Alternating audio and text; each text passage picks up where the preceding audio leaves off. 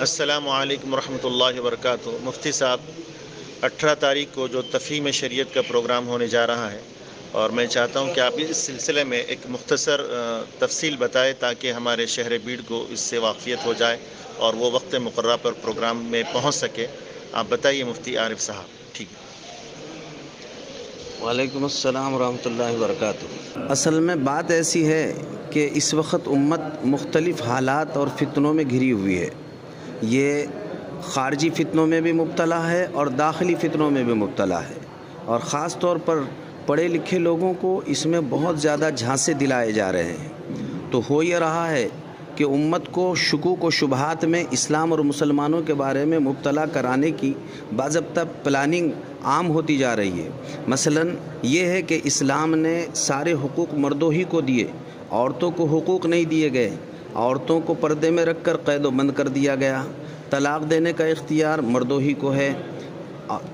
4 عورتوں سے نکاح کرنے کی گنجائش مردوں ہی کو ہے۔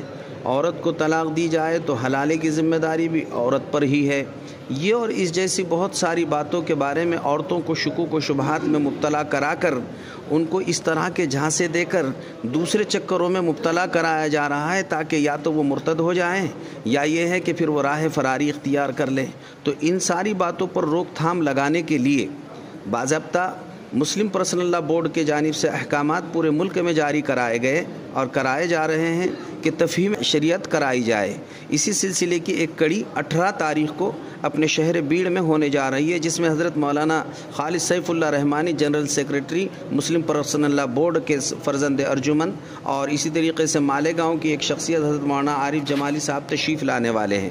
تو انشاءاللہ یہ جو شکوک و شبہات والی باتیں امت میں پھیلی ہوئی ہے، اس کے وہ جواب دے کر امت کو مطمئن کرنے کی کوشش کریں گے۔